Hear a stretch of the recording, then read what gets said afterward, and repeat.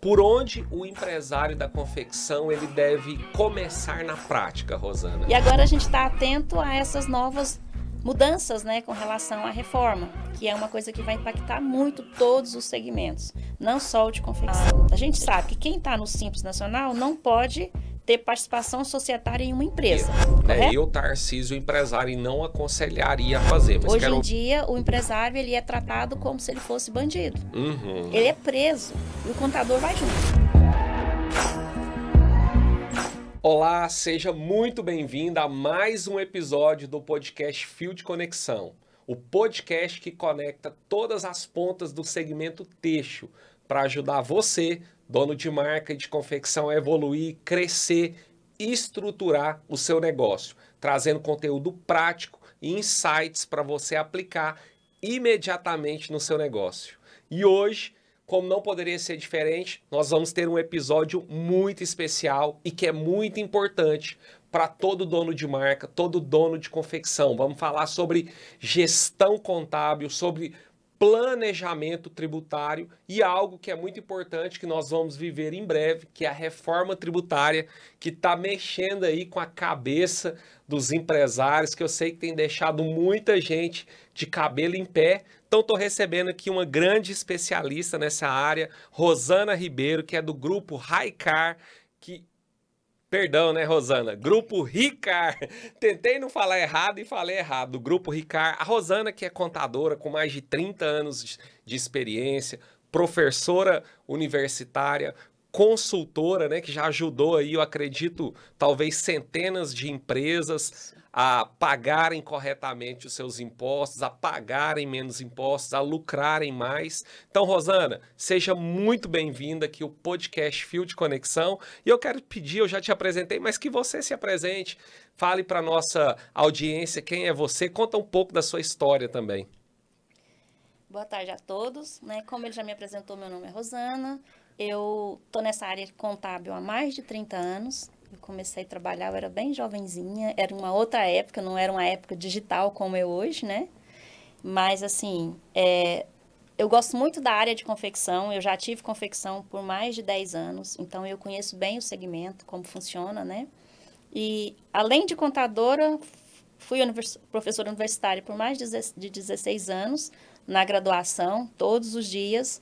Agora eu estou trabalhando só com pós-graduação e, de preferência, online. E é isso. E agora a gente está atento a essas novas mudanças, né, com relação à reforma, que é uma coisa que vai impactar muito todos os segmentos, não só o de confecção. A gente vai ter que olhar para todos.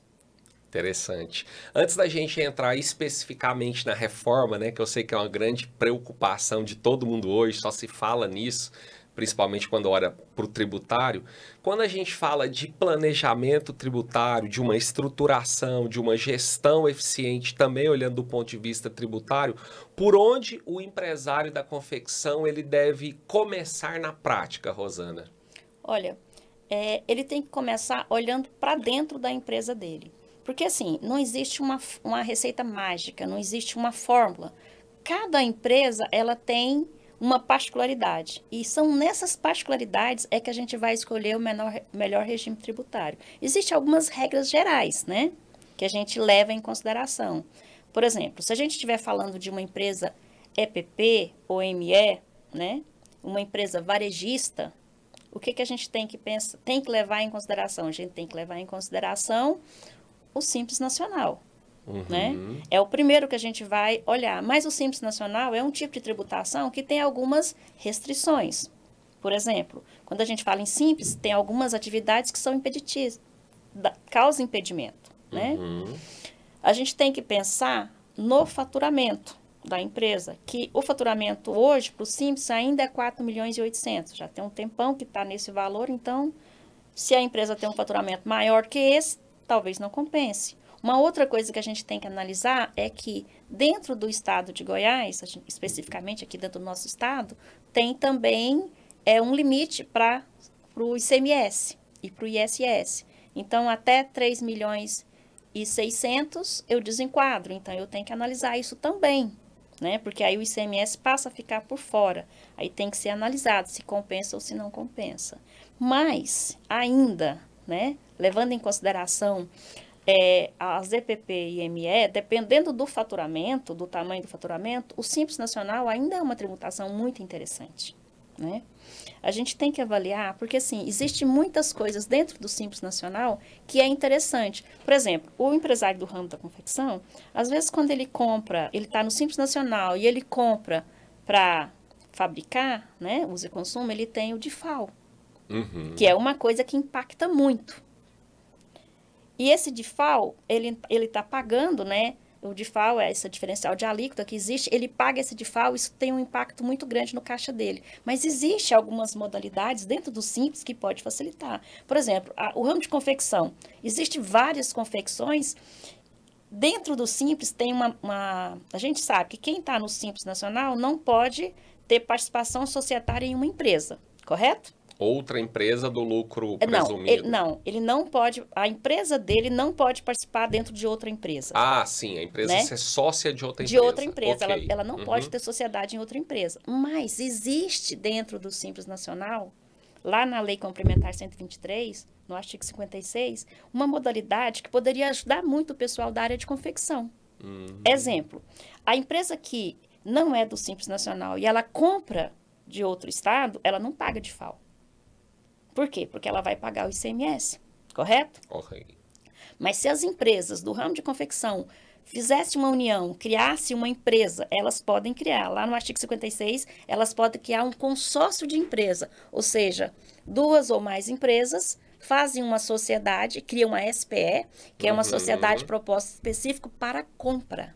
Essa sociedade de propósito específico, ela pode fazer a venda para as empresas que fazem parte do quadro societário dela pelo preço de custo.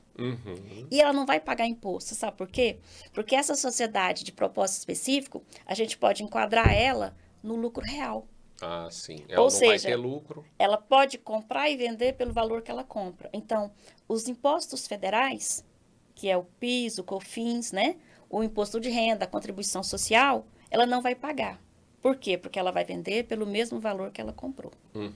Quando a gente fala do ICMS, aí a gente vai olhar os benefícios fiscais que tem o nosso estado. A gente vai receber o produto de lá a 7 ou a 10 e a gente vai trabalhar ele aqui dentro dessa realidade para não ter esse pagamento também. Ou seja, elas podem criar esse consórcio de compra e economizar o DIFAL. Então, isso depende da união dos empresários. Então, tipo assim, eu sou uma pequena empresa e eu gostaria de comprar tecido de uma loja que está em São Paulo, uma fábrica de São Paulo. Ela não tem filial aqui. Eu quero comprar o aviamento. Eu posso trabalhar nesse consórcio. É uma estratégia interessante. É uma estratégia muito interessante para as empresas do Simples Eu, por Nacional. exemplo, nunca tinha pensado nessa estratégia. Então, assim, existe várias formas, dentro das formas de tributação, que o empresário ele tem que avaliar, né? Então, para a empresa EPP e ME, o Simples Nacional ainda é uma boa opção. Uma das características que eu achava que mais desfavorece é essa questão do DIFAL. Mas se eles conseguirem fazer esse consórcio, isso já elimina. Então, já fica mais interessante, né? Existem algumas modalidades que eles fazem de abrir 4, 5 CNPJ, 3, 4, 5. É interessante? Depende. É isso que eu ia te falar, porque também você precisa de vários CPFs e muitas vezes o empresário, né, começa a colocar no nome de funcionário, de parente. Aí eu não vou nem entrar no âmbito tributário, que eu vou deixar você falar, mas no âmbito do risco do negócio, gerencial, problemas, brigas. Eu particularmente não faria, né? Eu, Tarcísio, empresário, não aconselharia a fazer, mas quero ouvir a sua visão e também esse lado tributário. O que que implica isso, né? Se abrir várias empresas do Simples. A gente tem que pensar o seguinte, o segmento de confecção, ele trabalha com ICMS, venda de produto. O nosso estado, hoje, ele é muito efetivo na fiscalização, concorda? Não só o nosso, né? Todos os estados estão ficando. Mas o nosso estado, eu abro um parêntese, porque ele criou uma delegacia para isso, né? Para essa fiscalização. Hoje em dia, o empresário, ele é tratado como se ele fosse bandido. Ele é preso e o contador vai junto. Ah, né? tem essa ainda. Tem essa, porque a gente é responsável, né? É civil e criminalmente pelas operações da empresa. Então, quando fala-se de abrir vários CNPJ para venda de produto, eu não aconselho. E é Por quê? ilegal. E é ilegal. Essa estratégia, Essa ela é estratégia, ilegal. ela é ilegal. Ela é ilegal por quê? Porque é o mesmo segmento. E a gente tem que pensar o seguinte, quando você fala de abrir vários CNPJ, olha a complicação financeira, gestão. Tudo. Pensa comigo, existe um princípio que a contabilidade trabalha, que é o princípio da entidade.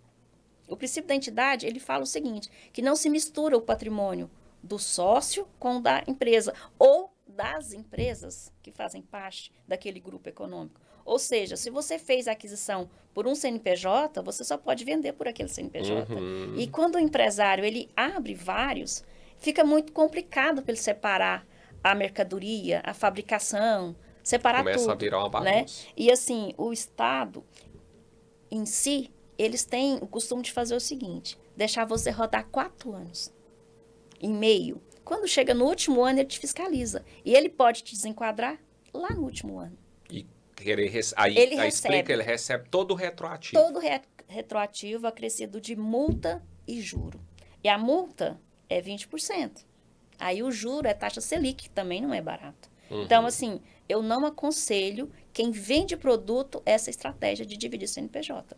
Agora, quem vende serviço, se você presta serviço, eu não vejo muito problema. Por quê? Porque a prestação de serviço, geralmente, você consegue fazer a separação porque não tem estoque. E a prefeitura, ela não vai fiscalizar isso. Porque existe uma lei complementar que ela fala o seguinte, que o imposto sobre serviço, ele pode variar entre 2% e 5%.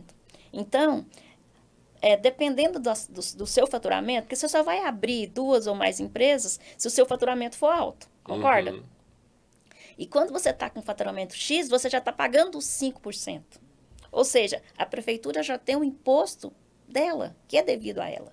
Então, ela não vai correr atrás do empresário, do prestador de serviço. Já o Estado, não. O Estado ele vai correr atrás, porque o ICMS é 19%. A nossa alíquota aqui é 19%, para quem vende de varejo, não é isso? Então, lá dentro do Simples, no máximo que dá é 3 alguma coisa por cento. Então, faz muita diferença para o fisco estadual fiscalizar as empresas que fazem isso. Então, eu, enquanto contadora, não aconselho, tá? Então, olhando para as estratégias, né, para fazer esse planejamento, essa estruturação tributária, é uma prática muito comum, como você falou, eu vejo muitos empresários da confecção abrir várias empresas do Simples para dividir o faturamento, para não desenquadrar e para um lucro presumido, para um lucro real. Mas algo que eu queria trazer consciência aqui para os empresários é que, você mesmo falou, aqui em Goiás, a partir de 3 milhões e 600, nós estamos falando de 300 mil reais por mês, não é um faturamento tão alto assim, 300 mil reais por mês para uma confecção boa, é relativamente até baixo, você vai desenquadrar. E aí, antes mesmo de desenquadrar, talvez você está pagando ali 14%, 15% no Simples, enquanto que você poderia ter uma única empresa no lucro presumido, sem correr risco, sem ter nenhum problema, sem ter também um problema com pessoas, com outras pessoas que você vai ter que envolver para ser sócia nessa empresa e pagar menos imposto. Porque, por exemplo, nós temos aqui o incentivo para a confecção, um benefício fiscal para vender para fora. Você tem outros tipos de benefício fiscal que você pode pleitear no Estado, como, acho que é o ProGoiás agora, né? ProGoiás e outros.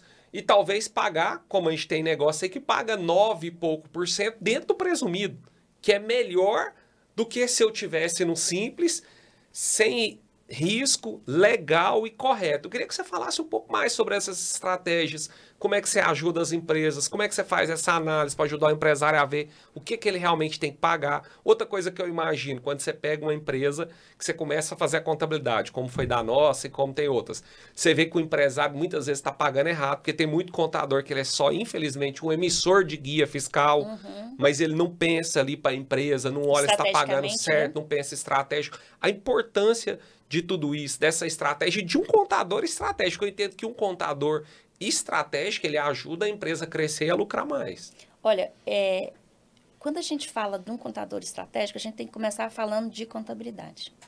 As pessoas têm uma visão assim, às vezes não têm o conhecimento da visão do que é uma contabilidade. Uma contabilidade para um empresário, ela é um sistema de informação. Por que eu falo que ela é um sistema de informação? Porque a contabilidade, o objeto dela é o patrimônio da empresa. Quando a gente fala de patrimônio, a gente está falando do todo.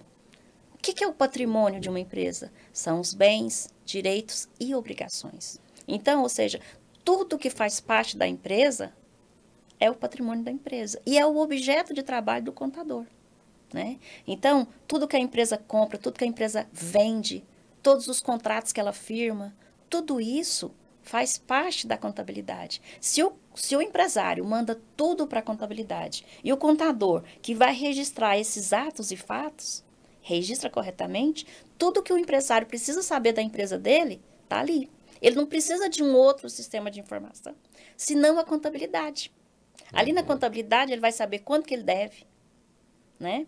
Quanto que ele tem para receber, o estoque, tudo.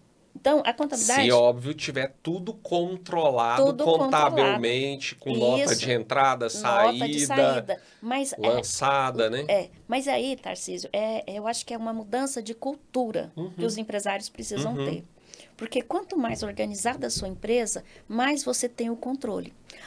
Tem alguns empresários que falam assim, não, eu vou vender sem nota e comprar sem nota, porque senão eu não consigo. Bom, se ele começa essa prática, isso é uma bola de neve. É uma bola de neve. Ele nunca vai saber se a empresa dele dá resultado ou não. Ou seja, quando ele perceber que ele tem que mudar, ele já perdeu a empresa. E é interessante também, eu gosto de pensar que se para o seu negócio ser viável, você tem que sonegar, talvez você não tenha um bom negócio. Você precisa reavaliar o modelo do seu negócio. Eu sempre falo isso. Eu sempre falo que quando você tem o conhecimento pleno através desse sistema de informação que é a contabilidade, o empresário tem a empresa dele na mão. A chance dele quebrar é mínima. Por quê? Porque ele vai saber exatamente nos pontos que ele tem que mexer. Não, eu estou com um problema no meu lucro bruto, ou seja, o que eu estou fabricando não está me dando margem de contribuição, ou seja, eu não consigo pagar meus custos fixos. Aí, né? a empresa Você não entendeu? vale a pena mesmo. Não Ou vale ele a muda pena. tudo ou é quebra. Isso, mas quanto mais tempo ele leva sem essas informações, mais difícil é. Mas ele aumenta o buraco, né? Mas Ele aumenta a dívida. Ele aumenta a dívida e ele perde o controle. Então, quando se tem uma contabilidade efetiva, o empresário tem todas as informações na mão. Agora, voltando para o sistema de tributação. Quando a gente fala empresas, a maioria das empresas que eu conheço, que são EPP, ME e até do lucro presumido, não tem contabilidade. Geralmente foi como você falou, os contadores... É um contador emissor de guia, não uma contabilidade que olha para o negócio, para a estratégia. Que vê a estratégia do negócio. Porque assim, a contabilidade ela é uma obrigação de todas as empresas. Independente, isso está no Código Civil. Então, todas as empresas têm que ter contabilidade.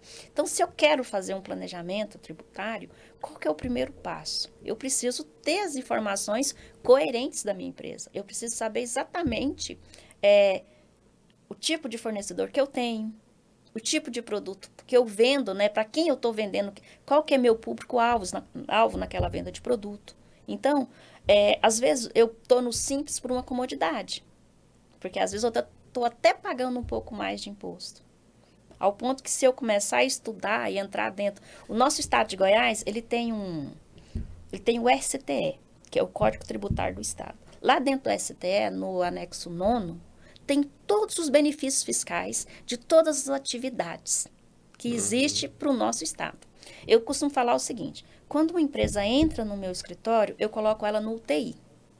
Por que ela vai para o UTI? Tratamento intensivo. Isso, porque eu vou estudar, né? Ela está caminhando. Então, é como se eu estivesse trocando pneu de um carro andando. Eu não posso parar ela e falar, vamos parar tudo e vamos começar do zero. Não posso fazer isso. Então, o que eu tenho que fazer? Eu tenho que analisar até a emissão de nota que o meu cliente está emitindo. Por quê? Para saber se ele está utilizando tudo que ele precisa, né? Se ele está utilizando o seu FOP adequado, a situação... o ST que ele tem que colocar na nota, eu tenho que analisar isso tudo. Às vezes ele está emitindo, então a nota é errada. É errada, e ele não está tendo os benefícios que ele deveria ter. Está pagando mais imposto que deveria. E o contador não está orientando. Isso, por quê? Porque aí tem muitos contadores que falam que isso é problema do sistema. É o sistema, é ele que tem que implantar o sistema dele. Mas a gente tem que conversar com esse pessoal do TI que faz o sistema. Não, mas o sistema, quem mexe com o sistema não entende de CFOP, de coisa tributária. Isso é papel do contador orientar e a pessoa do sistema fazer. É isso aí. São papéis diferentes. Então, quer dizer, isso aí é um trabalho conjunto, tanto do sistema, como do contador, como do empresário também, que ele também tem que participar e tem que ter o conhecimento disso. Né? Então, a gente coloca essa empresa na UTI e começa a trabalhar ela. A gente a gente fala muito do lucro presumido, né? Quando a gente fala de lucro presumido, às vezes a pessoa não tem noção do que é um lucro presumido. O lucro presumido é parte do pressuposto, o governo federal, ele parte do pressuposto de uma presunção de que aquela empresa tem X de lucro. Então, quando a gente fala do ramo de comercialização, a gente parte da presunção de 8%. Certo? Então, o governo, ele fala, olha, você que vende produto, o seu lucro máximo, eu vou te cobrar sobre um lucro máximo que eu imagino que você tenha, que é 8%. Que pode ser mais, tudo bem. E tem empresário que está tomando prejuízo e está pagando sobre 8%. Quando a gente fala 8%, a gente está falando o seguinte, 8%, ele vai aplicar 15% sobre 8%. Entendeu? Então, é como se ele tivesse lá, vamos fazer uma conta de padaria. Ele teve o faturamento de 1 milhão, né? 8% vai dar o quê? 80 mil. 80 mil. Então, ele vai pagar o imposto de renda sobre 80 mil. 15% sobre 80 mil. Certo? E vai pagar a contribuição social, aí ele vai fazer a presunção para a contribuição de 12%. Então, essas alíquotas, elas ficam bem baixinhas.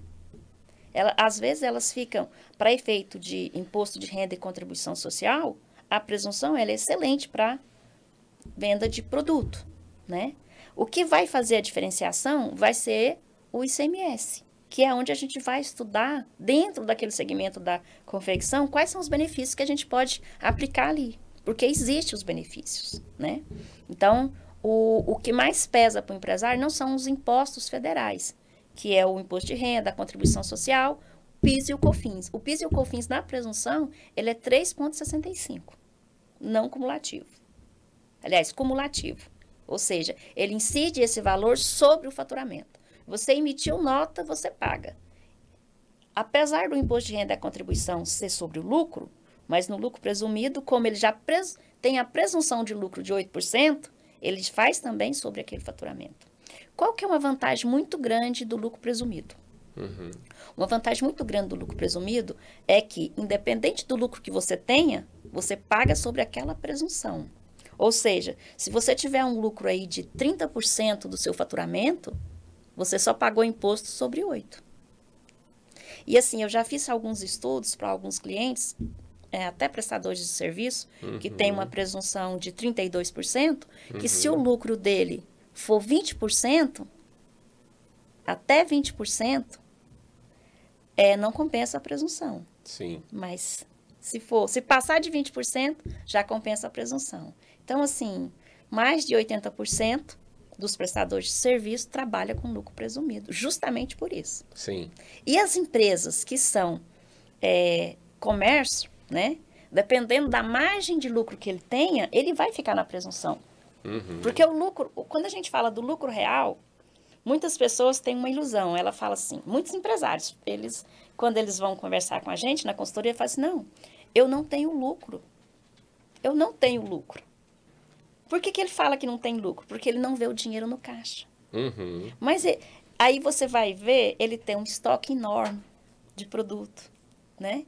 Ele tem veículos, ele tem um maquinário excelente na fábrica dele. Ele não tem caixa, ele diferente, não tem caixa, mas ele teve lucro. Que o lucro, eu falei isso no episódio sobre finanças, o lucro tá no estoque, tá no carro, tá na fábrica, tá nas máquinas. Você sabe por quê? É porque, assim, o empresário ele precisa ter uma noção da seguinte forma, Tarcísio. Ele tem que pensar o seguinte, a empresa, a contabilidade, ela trabalha com o sistema de informação através das demonstrações financeiras.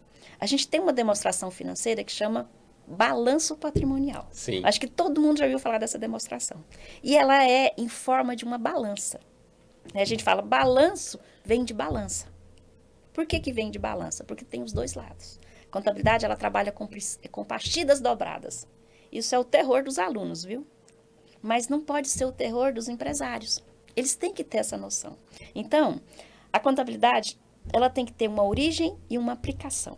Então, vamos pensar assim. Quando você começa a sua empresa, o que que você faz? Você vai lá e registra um contrato social. Sim. Nesse contrato social, você registra um capital. Esse capital social, ele é o quê? Ele é o que você investiu na sua empresa. É o seu capital próprio. Sim. Então, como não pode misturar o dinheiro do sócio com o da empresa, ele é registrado como capital social. Está lá no lado passivo, na obrigação da empresa. Aquela obrigação é para com o sócio, correto? E aquele capital social, ele vai para onde? Ele vai ser investido no ativo da empresa. Ou ele vai entrar... Estrutura, máquina, estoque, qualquer coisa. Isso, qualquer coisa. Aquele dinheiro é o que você começou a sua empresa. Então, quando você olha o balanço de abertura, você vai ver o capital social de um lado, né? Vamos pôr lá 1 milhão. E do outro lado, aquele 1 milhão aplicado, bonitinho lá, ó, no ativo, no caixa, nos móveis e utensílios, né? Em tudo que você gastou ali, certo? Então, a contabilidade, ela sempre tem uma origem e uma aplicação. A origem do início da empresa é o capital próprio. Foi o que você, sócio, investiu. Sim. E aí, o que que acontece? Quando você tem lucro, ele vai estar lá, que ele é uma remuneração desse capital, correto? Ele pode ser jogado para o sócio, né? Através dos dividendos, o sócio pode retirar aquele lucro, mas o sócio também pode pegar aquele lucro e fazer a aplicação, que é o que a gente falou. Reinvestir no negócio para o negócio crescer, pro né? negócio Que é crescer. normal. E é o que realmente acontece. Então, se o empresário não tem uma contabilidade, um contador não consegue explicar isso para o empresário, ele sempre fica com aquela frustração. Trabalhei e não vi nada. Né? E às vezes ele esquece de olhar que o dinheiro está Tá lá totalmente no ativo, aplicado tá no lá. ativo dele. Mas além disso, né, voltando no ponto que eu coloquei, os empresários também precisam entender o regime que é ideal para o Isso. negócio dele, que às vezes o contador não explica isso, não deixa isso tão claro, tão né? claro. Às vezes o contador quer o simples, porque talvez para ele é mais simples de isso, fazer. É isso mesmo. E não é o melhor regime para o empresário. Então, quando a gente fala do lucro, do lucro presumido, que é o que eu acabei de te falar, e eu voltei aqui na parte da contabilidade, na leitura dessas demonstrações, é por isso. Porque, para mim ter uma análise, se o lucro presumido é melhor do que o lucro real, eu preciso de ver isso na minha contabilidade. Para mim escolher o regime de tributação lucro real, eu preciso ter uma contabilidade. Por quê? Porque se eu não tenho uma contabilidade estratégica. Não, eu preciso de ter pelo menos o que aconteceu no ano anterior registrado. Ah, também. Entendeu? Ter o registro. Porque se eu não tiver o registro disso, não tem como fazer esse estudo. Eu vou entrar no mato, no escuro. Por quê? Porque eu não conheço a realidade dessa empresa. Eu não sei quais despesas são dedutíveis nessa empresa. Eu não sei o tamanho do custo dela. Eu só consigo ter essa noção se eu tiver uma contabilidade. Então, se o empresário quer migrar para o lucro real, a primeira coisa que eu aconselho, faz a contabilidade do ano anterior. Lança tudo que não foi lançado, organiza para verificar se o que ele tem realmente vai compensar ele para o lucro real. Porque o lucro real, no lucro real existe uma obrigatoriedade chamada ECD, que é a escrutação contábil digital. Ou seja, tudo que ocorreu na sua empresa, que o contador contabilizou, ele precisa mandar para a Receita Federal. E isso, se o contador não mandar, gera uma multa imensa para a empresa. Entendeu? Então, assim, uma multa eu não me recordo bem, mas é mais de 60 mil. Porque ele vai pegar sobre todos os meses. Ela é um percentual sobre a receita. Sim. Ou um valor mínimo de 5 mil por mês. Que não por foi. mês, que por no mês, ano é 60 mil. Então, o empresário ele tem que ter noção disso. Porque aí daí para frente ele vai simplesmente vai falar assim, olha, abri minha vida para você, governo. Então eu tenho que estar com a minha casa muito arrumada para me falar de lucro real. Exatamente. Eu não posso ir para lá sem ter certeza do que realmente eu estou fazendo. Eu diria que para começar, né, o início de uma confecção, para quem está pequeno, faturando pouco, realmente o simples é o melhor caminho, né? O caminho é mais fácil, talvez. Eu aconselho sempre assim, Tarcísio. Entra no simples, É faça a contabilidade corretamente. No final do ano, faça uma análise. Porque se você tem contabilidade, você pode fazer uma análise entre o simples, o presumido, né, e o real. No próximo ano, você já está com isso mais ou menos, não, eu ainda estou com medo do real, então vou para o presumido. No próximo ano, não, realmente, o real vai ser melhor. Então, assim, não faz de uma vez. Existem muitos contadores que vendem de uma forma mágica. Eu já peguei muitas empresas no final do ano que é lucro real e nunca fez um mês de contabilidade. Meu Deus. Nunca teve um mês de contabilidade. E não sabe nem se deve ou se não deve imposto de renda. Porque o lucro real, ele dá para você fazer alguns planejamentos estratégicos dentro do lucro real.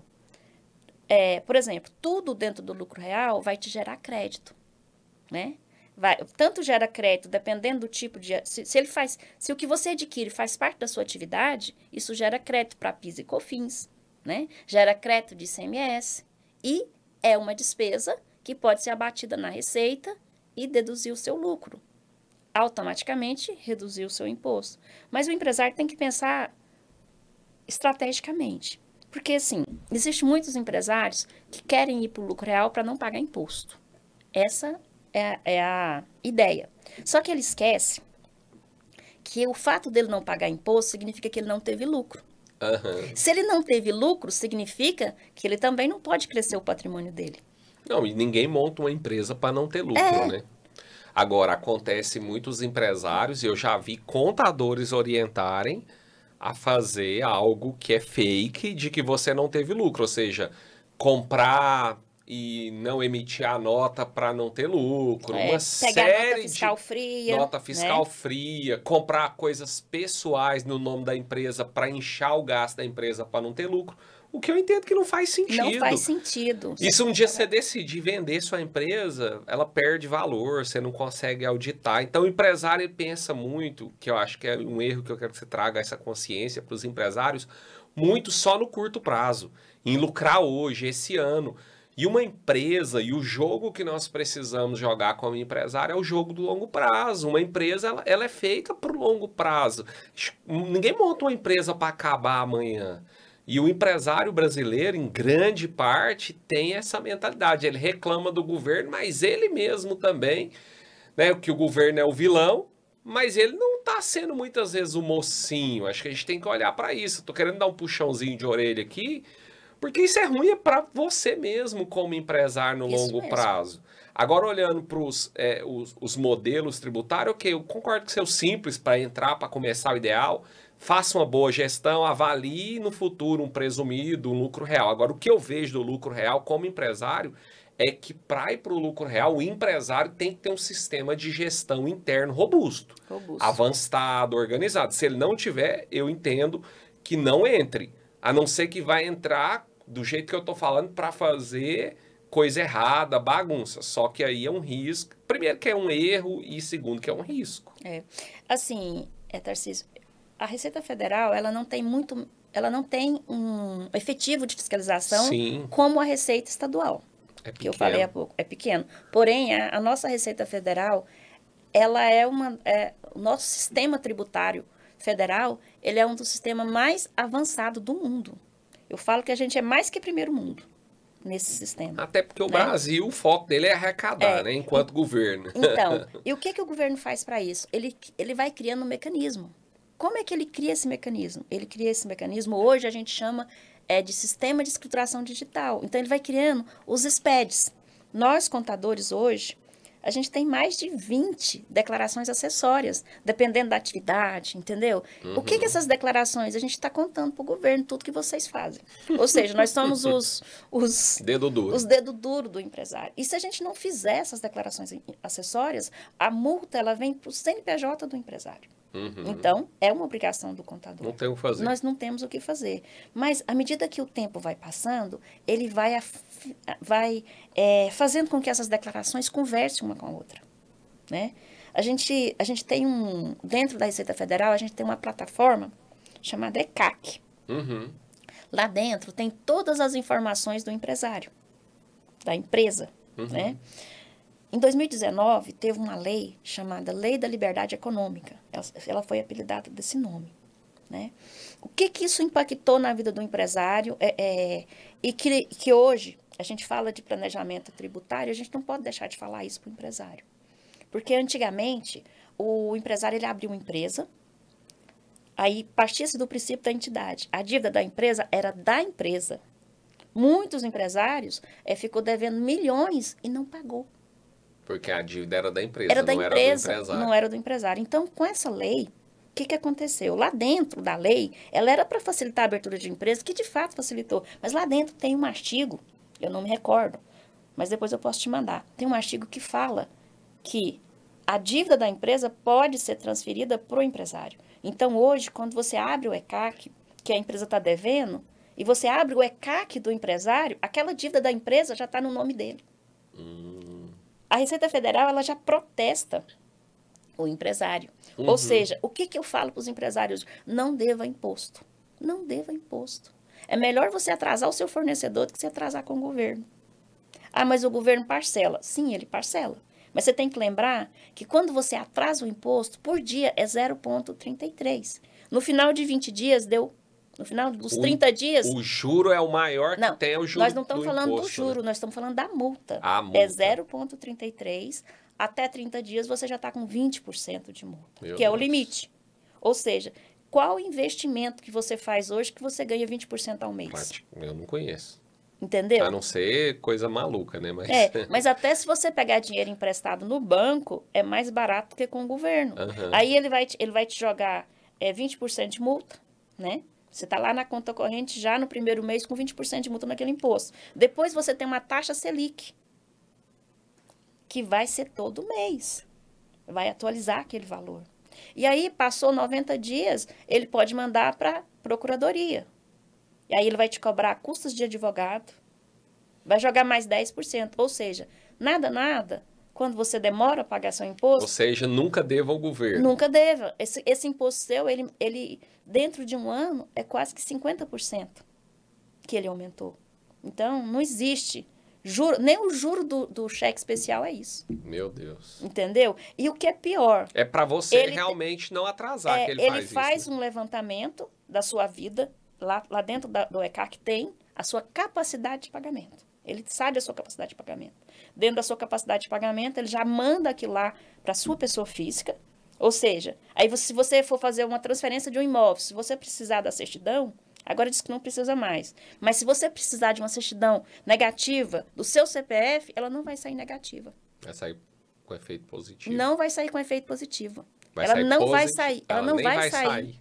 Por quê? Porque você deve, a sua empresa deve ao governo. Aí, resumindo, você não consegue nem vender um imóvel. Você não consegue, entendeu? Isso não acontecia antes de 2019.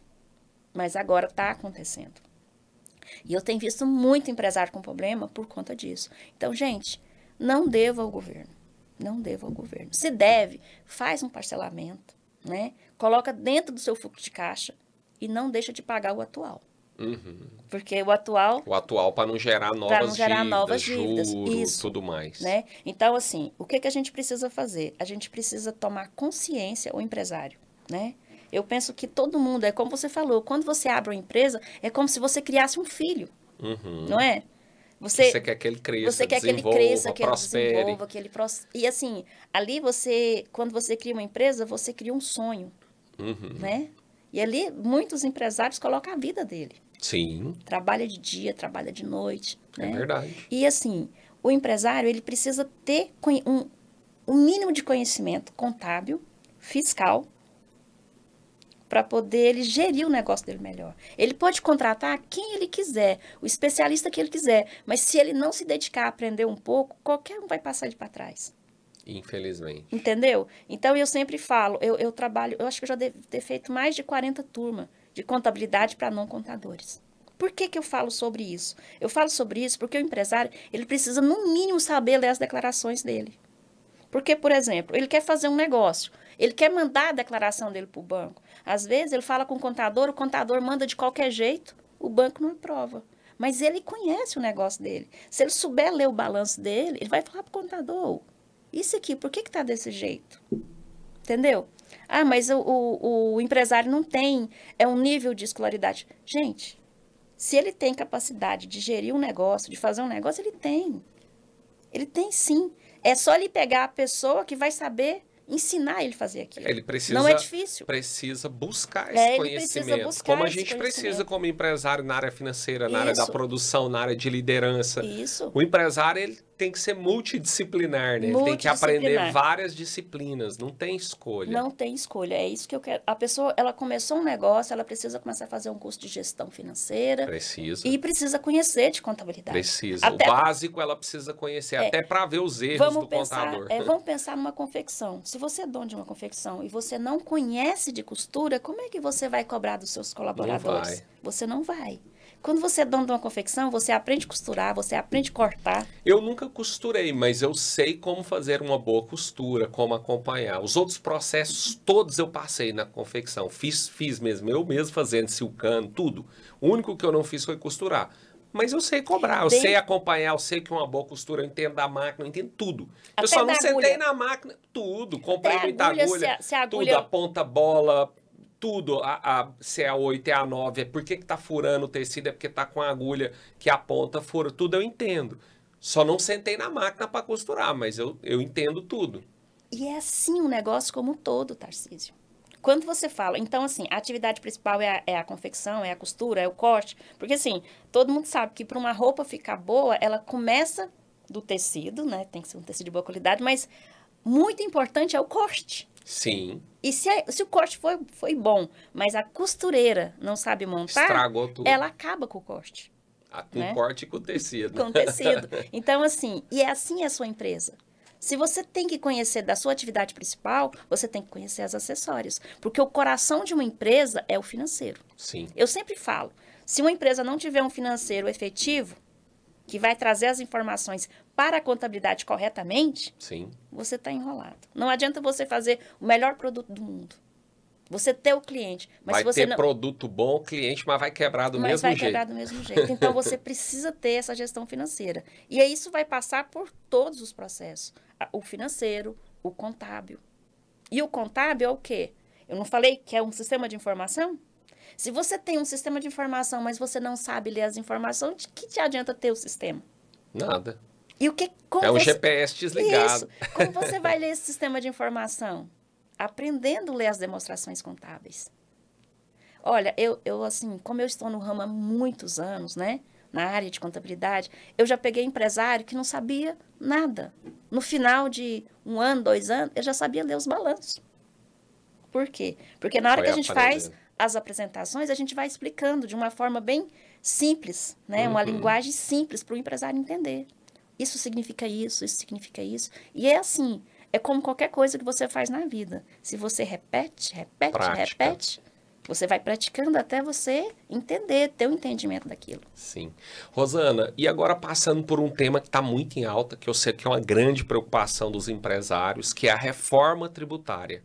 Na prática, o que vai acontecer, o que vai implicar para quem é do simples, para quem é do presumido, né? O governo vai ter mais controle, mais gestão sobre a empresa, sobre o que nós fazemos. Explica aí para a turma, que eu sei que está todo mundo preocupado, como vai ser. Olha, esse é um tema assim que está muito atual e não tem volta. Eu realmente gostaria que tivesse, tá? Porque assim, toda vez que o governo mexe na tributação, a gente sabe que vem chumbo. Nunca é para favorecer, né? Então, assim, essa reforma tributária, ela já foi regulamentada através da Lei Complementar 214, agora de 2025. Essa lei complementar, ela tem mais de 500 artigos. Nossa. E ela vai impactar todos os segmentos, tá? Então, a gente vai passar por um período de transição até 2032, salvo engano. E começa o ano que vem. A gente tem vários tipos de tributos, tá? Eu vou falar tributos porque eu estou abrangindo contribuições, taxas, estou abrangindo tudo. Então, o que acontece? A gente tem tributos sobre o consumo e sobre o lucro dentro de uma empresa. Então, são tributos diferentes, né? Tem também o sobre a folha, mas Especificamente agora, a gente vai falar dos tributos sobre o consumo. Quais são os tributos sobre o consumo? É o PIS, o COFINS, né?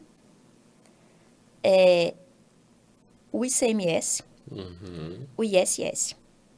Então, esses são os principais. E o que o governo fez? Ele resolveu fazer um mecanismo para unificar. Ele pegou esses impostos, né? E criou dois. Um a nível federal, o IBS, e um a nível estadual e municipal, que é o CBF. Então, a gente fala do IVA-DU, ou seja, vai ser esses dois impostos. No primeiro momento, na primeira fase da reforma, o que o governo vai fazer? Ele vai extinguir, entre aspas, tá? Regra geral, o PIS e o COFINS. O ICMS e o ISS vai ser só lá no final, em 2032.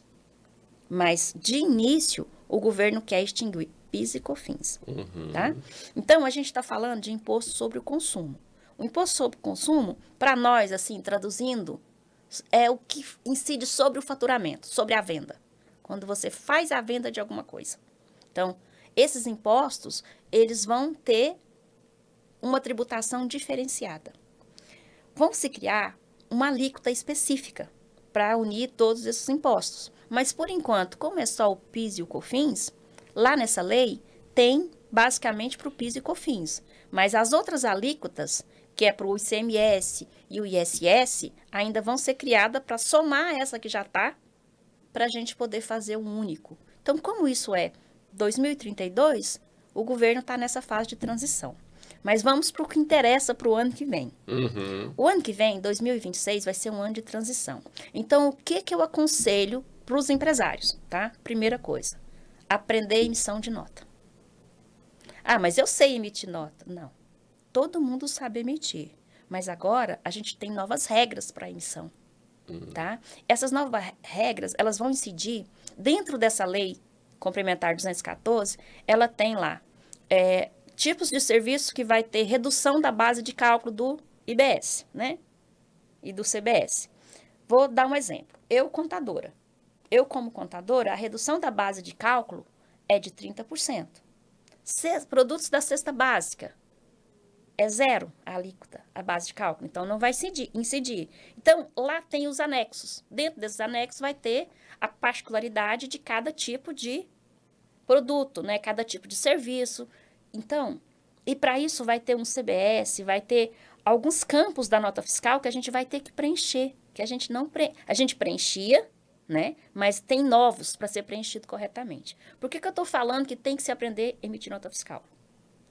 Porque a nota fiscal, ela vai passar a ser um documento que vai ter a integração direto com a Receita Federal. Hoje, quando você emite uma nota fiscal de produto, ela vai direto para a Receita e depois vem para a Receita Estadual, Federal e Estadual. Então, isso já acontece. Mas, quem faz a fiscalização da nota fiscal não é a Receita Federal, é o Fisco Estadual. Não é isso? Só que agora vai ser o Fisco Federal. Essa nota fiscal, ela vai ser o instrumento de ligação para o seu pagamento de imposto. Não vai ser mais o contador que vai apurar seus impostos. É direto. Emitiu a nota, já cai lá no governo. Quando você emitir a nota, o governo... sistema, né? Quando você emitir essa nota, ele vai gerar uma chave. E essa chave, ela vai estar lá. Nessa emissão de nota, você vai ser obrigado a colocar se a venda foi a prazo, se foi a prazo, se é cartão, se é boleto, se a venda foi à vista, se é Pix ou se é dinheiro, tá? O governo federal, quando acontecer isso, você emitiu a nota. Vamos imaginar que eu, contabilidade, emiti a nota para a sua empresa, Tarcísio. Quando eu emitir essa nota para a sua empresa, ela vai automaticamente, vai gerar para mim uma obrigação de recolher o imposto e para você um crédito. A partir do eu que estou comprando, né? Isso. A partir do ano que vem, independente se é lucro presumido, se é lucro real, o pagamento de... Aliás, o ano que vem não, a partir de 2027. O ano que vem é o ano de transição, é o ano para a gente aprender edição de nota e fazer o destaque no outro ano. Mas está sendo informado para nós contadores que se a gente fizer a emissão errada, isso pode gerar problema no próximo ano. Já tem que fazer corretamente a emissão. Então, é assim, Quem está no lucro presumido hoje, o PIS e o COFINS é cumulativo, ou seja, é 3,65 e não se fala mais em nada. Quem está no lucro real, o PIS e o COFINS, quando ele emite a nota fiscal, ele vai ter um imposto, mas ele tem os créditos que ele pode aproveitar, então ele é não cumulativo. A partir de 2027, todos vão ser não cumulativos. Hoje, quem está no lucro real, paga regime de competência.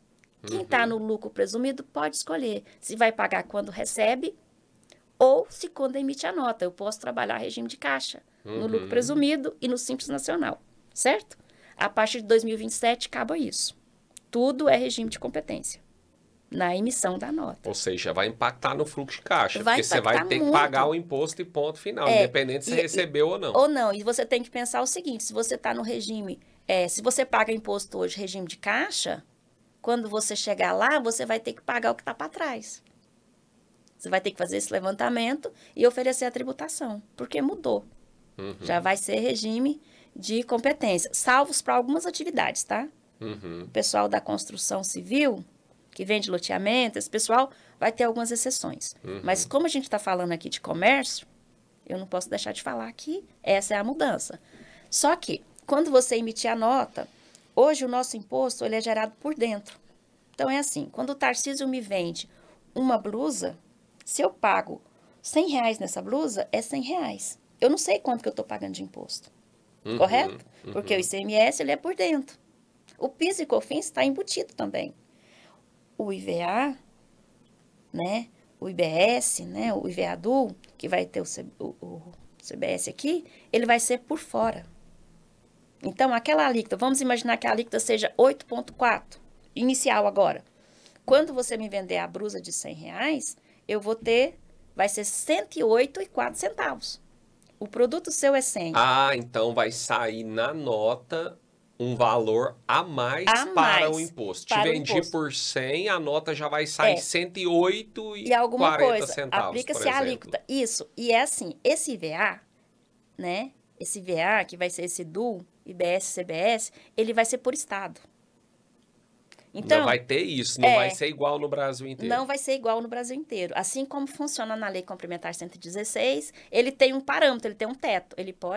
Você pode ter uma redução de até 80% da alíquota nacional. Você tem que ser no mínimo 80% da alíquota nacional, entendeu? Então, assim, pode ser que o estado do Rio de Janeiro resolva usar 70% só. Aliás, 90%, ou o outro resolva usar 80%, ou o outro 100%. Então, o imposto ele é devido aonde vai o produto. Não é mais no estado que fabricou, e sim no que está consumindo. Então, se São Paulo vende para Goiás, o IVA é de Goiás. Se Goiás vende para o Rio de Janeiro, o IVA é o que está lá. Então, se eu estou aqui vendendo para vários estados, isso vai impactar para cada estado, vai impactar na minha tributação, vai impactar em tudo. O que você tem que falar para o seu comprador? Você tem que falar assim, o meu produto é 100 mais o IVA do seu estado. Vai ser assim. Vai ser assim. Então, assim, isso vai ser uma mudança de cultura para nós. Inclusive para o comprador, que era acostumado a comprar um preço ali normal, não com mais uma alíquota de imposto. Mais uma alíquota de imposto. Embora em alguns lugares tinha de FAO, né? Mas é diferente. Mas é completamente diferente. Isso já é usual em outros países, né? A pessoa vai lá, pega o produto, ela vê o preço do produto, ela sabe qual é a alíquota do imposto. Só que nos outros países é o imposto geral, aí é só um dos impostos que você está falando, não é tudo, né? Aqui nós estamos falando só os impostos sobre o consumo. Não estou falando de imposto de renda, nem de contribuição social, tá? Eu estou falando PIS, COFINS, ICMS e ISS. Resumindo, vai ficar mais complexo do que já é hoje. Hoje já é complexo, né, para o empresário, até para os contadores, e vai ficar mais complexo. Mais complexo, além de ter que ter uma mudança de cultura. Então, vamos voltar lá na emissão da nota.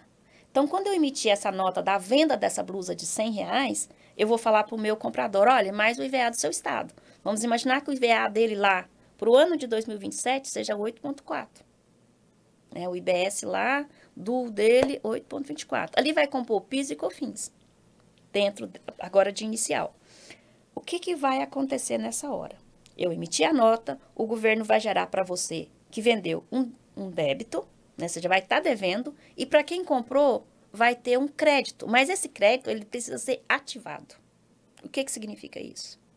Hoje, você aproveita crédito, independente se o seu fornecedor pagou ou não. Emitiu a nota, gera crédito. Gera se crédito. Pagou ou não o imposto, Tanto são coisas faz. diferentes. São coisas diferentes. Mas agora, a partir de 2027, não vão ser coisas diferentes. Por quê? Porque a sua apuração vai ser feita online. O governo já vai saber, olha, Tarcísio, você vendeu a blusa lá para a Rosana, você está devendo aqui R$ 8,40 de IVA. E eu comprei a blusa e vou revender, eu tenho R$ 8,40 de crédito. Para ela usar o crédito lá, eu tenho que Você pagar tem que pagar o imposto. Mas isso tem um prazo ou é tipo à vista? Como é que é isso? Nós Só não para estamos entender. falando, nós não estamos falando de regime de competência? Aham. Então, vamos Tá dentro imaginar. do mês. Você vai ter um prazo no próximo mês subsequente para pagar. Ah, no mês Entendeu? subsequente. Esse é o prazo para finalizar e aí a ele também apuração. só pode usar o crédito de ICM no mês subsequente e se eu pagar. Calma. Me explica isso, que isso é bem complexo. Isso é bem complexo. Então, gerou aquele crédito ali. Só que o que acontece? Eu vou ter que avaliar, quando eu estiver vendendo, se aquele comprador meu, ele é um bom pagador. Por que eu vou ter que avaliar isso? Porque como eu vendi para ele, e eu só vou ter direito àquele crédito quando ele pagar, o que eu tenho que pensar? Se ele não pagar, eu não vou ter o crédito. Aliás, eu vou... Quem não, está desculpa. comprando tem que olhar se o vendedor é um bom pagador de impostos. Isso, se o vendedor é um bom pagador de impostos. Por quê? Porque se ele não for, o que vai acontecer? Eu vou pagar lá os 108 para você, você vai colocar no seu caixa e não vai pagar o imposto. E não vai pagar os 8 e eu não vou conseguir Aquele aproveitar crédito. o crédito. Enquanto você não pagar, você não vai aproveitar aquele crédito, porque o crédito vai ser vinculado a cada nota fiscal. Resumindo, através o governo vai fazer o comprador cobrar o vendedor para pagar o imposto. Isso. Ele vai fazer o próprio comprador virar um cobrador. Só que ele vai, aí vai existir assim, vai ter várias situações, né, Tarcísio? Porque eu posso falar para você, senhora, olha, Rosana, eu tô te vendendo essa blusa por 100, mas você vai ter que pagar o imposto para mim antecipado. Certo? Porque se eu não te pagar os 108, você não vai ter. Concorda? Sim. Pode ser sim. Sim. Pode ser também... Aí você vai começar a pensar, como que eu vou fazer? Porque se eu pago, eu paguei para você. Ou então eu posso falar para você assim, olha, Tarcísio, eu comprei por 108. Eu preciso desse crédito de 8. Eu vou te pagar os 8.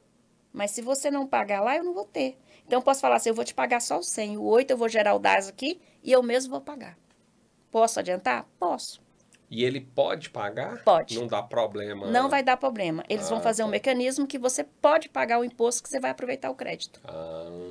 Só que é mais complexo ainda. E aí, se ele não pagar, a dívida é minha. Se ele não pagar, a dívida continua sendo sua. Complexo, bem complexo. Que pode acontecer também, dele deixar e depois ele não pagar. Né? E aí a dívida é minha, porque foi o meu CNPJ que emitiu a nota. Que emitiu aquela nota.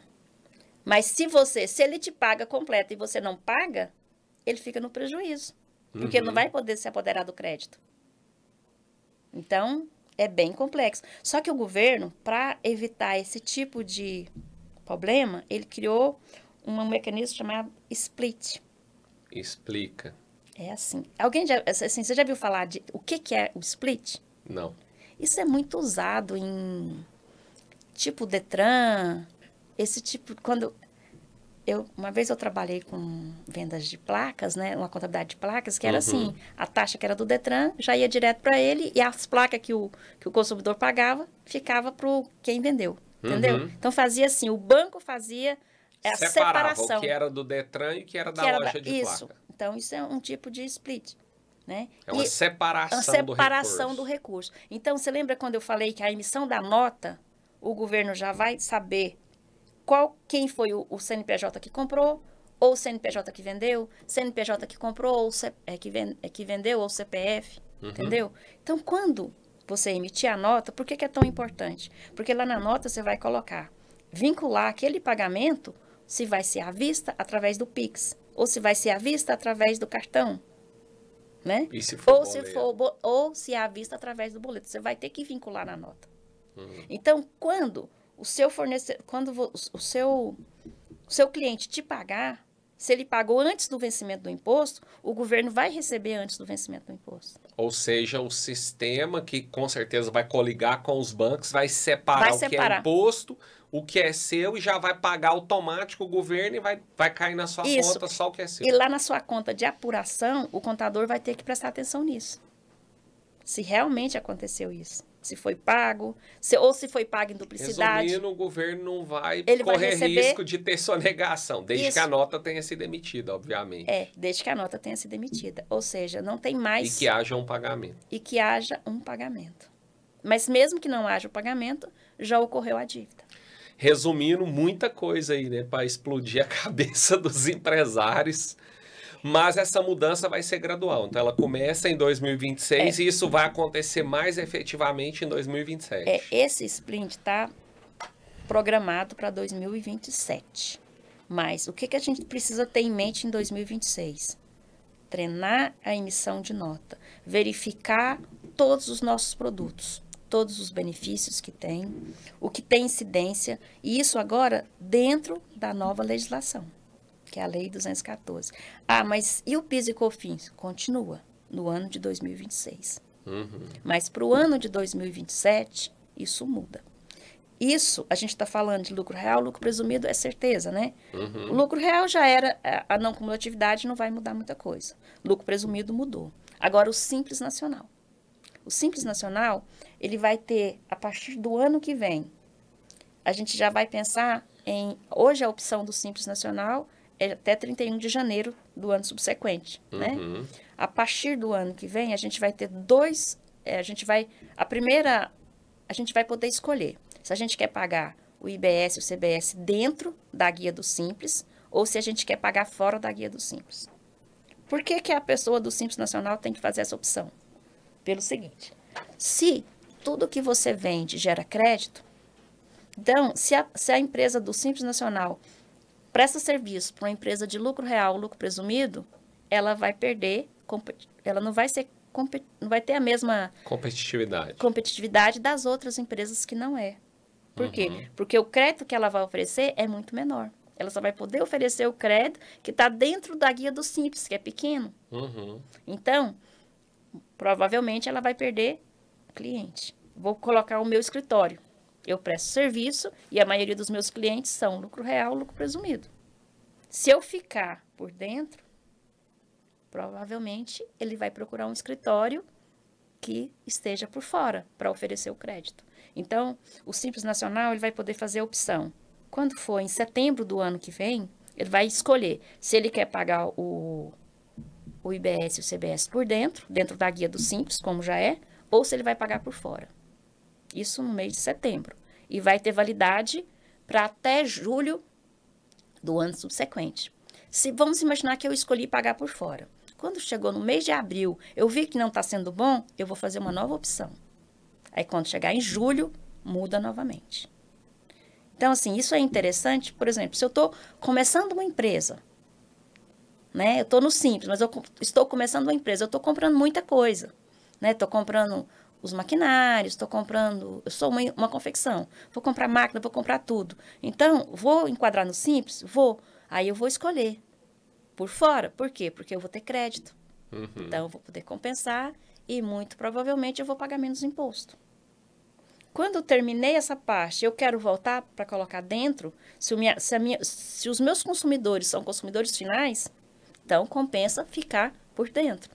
Se a maioria dos meus clientes são revendedores, aí eu preciso analisar. Então, esse estudo, ele não pode deixar de ser feito o ano que vem. Porque isso vai impactar em 2027. Vai impactar em todos os aspectos. Você tem que pensar que vai impactar. Eu vou pagar menos imposto, mas aí eu posso ter menos cliente. Né? Então, aí não adianta. Não vai resolver. Uma coisa não resolve a outra. Isso. Então, assim, resumindo, a reforma tributária, ela vai impactar a vida de todo mundo. Inclusive da pessoa física. Porque, assim, esse imposto, ele não é sobre o consumo. Então, eu vou sair só um pouquinho aqui, porque eu acredito que muitos donos de confecção também têm imóveis alugando, né? Então, a partir de 2027, quem é dono de imóvel, hoje quem aluga na pessoa física, paga o o imposto de renda. Tabela progressiva, ou seja, o limite máximo dele é 27,5, dependendo do valor que ele locou, né? A partir de 2027, quem tem 3 imóveis que o valor da locação atinge, salvo engano, 244 mil anual, ele vai pagar o IBS. Vai ser equiparado à pessoa jurídica e vai pagar o IBS e o CBS, na mesma alíquota da pessoa jurídica, tá? Ah, mas como é que o governo vai saber disso? O governo está criando um cadastro dos imóveis, um CIB. Ou seja, cada imóvel é como se ele tivesse... Hoje, é como se esse imóvel tivesse um CPF. Vai ser um código que o governo vai saber. Aquele código vai estar vinculado ao seu CPF ou ao seu CNPJ. Então, o governo vai cruzar os dados. Ó, esse cara tem 3 imóveis vinculados ao CPF dele.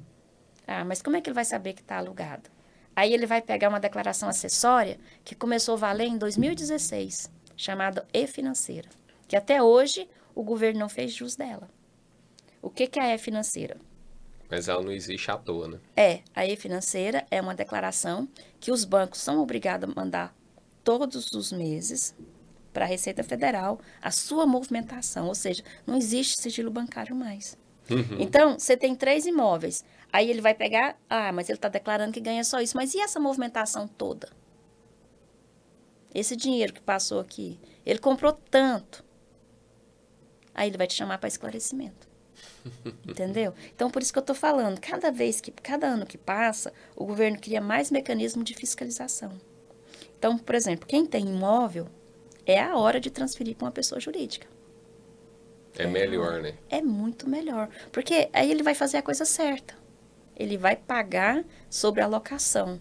Se ele deixar na pessoa física, ele vai pagar muito mais que 35% de imposto. Vai ficar mais caro. Vai ficar mais caro. Resumindo, vai impactar tudo. Não, essa reforma. todos os segmentos, Tudo. sem exceção. E assim, é como eu te falei, a lei tem 500 e tantos artigos. E tem muita coisa para a gente ver ali dentro. Mas, assim, o que mais me impactou, o que eu, assim, nunca imaginei que o nosso governo tivesse capacidade, é de fazer o splint. Ou seja, se eu vender e receber antecipado, independente, o governo vai receber. Ah, mas como que ele vai... Eu não sei qual o mecanismo que ele está utilizando. Mas o CEPRO, né, está trabalhando nisso. E já existem as empresas, que são as empresas modelo, que estão fazendo todas essas operações. Para na hora que for implantar para todos, já está funcionando.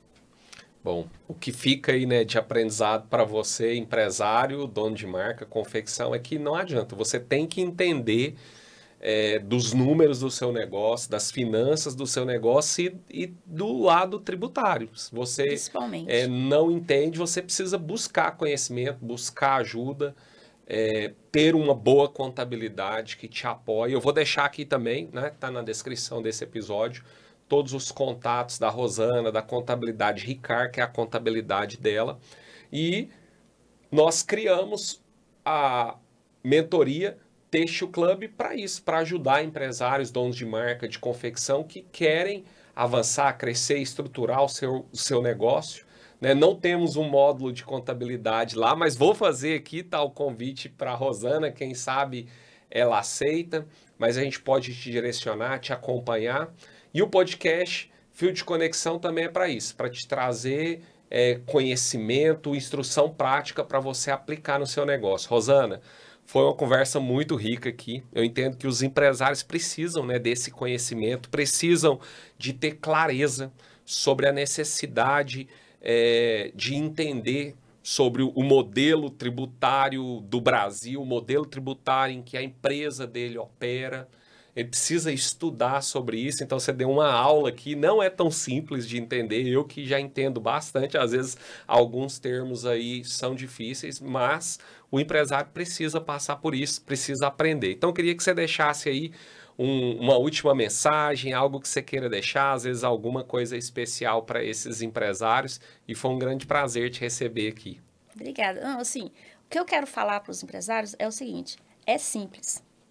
Tudo fica difícil quando você coloca difícil, né? Uhum. Então, assim, Isso é a nossa realidade hoje, né? E a gente não tem como fugir disso. Então, eu acho que tudo que você encara de frente fica mais fácil. É verdade. E o que a gente precisa fazer? A gente precisa buscar esse conhecimento. Se a gente busca esse conhecimento e trabalha isso no dia a dia, fica fácil, Tarcísio. Essa foi a primeira conversa. Mas eu tenho certeza, se a gente conversar mais umas 2 vezes, isso vai ficar muito claro para você. Sim. Né? Eu sempre falo para os meus alunos, contabilidade não é um bicho de 7 cabeças. Contabilidade é o seguinte, é formação. É tudo que você vai fazendo todos os dias fica fácil. Fica fácil, é verdade. Você cria experiência nisso. E é uma coisa que a gente nasceu fazendo contabilidade. Todo mundo faz contabilidade. Todo mundo entende de contabilidade. Talvez você não saiba usar os nomes técnicos. Uhum. O que eu preciso fazer é tentar te ajudar a colocar o nome no que você já sabe. É só isso. A partir daí, todo mundo faz.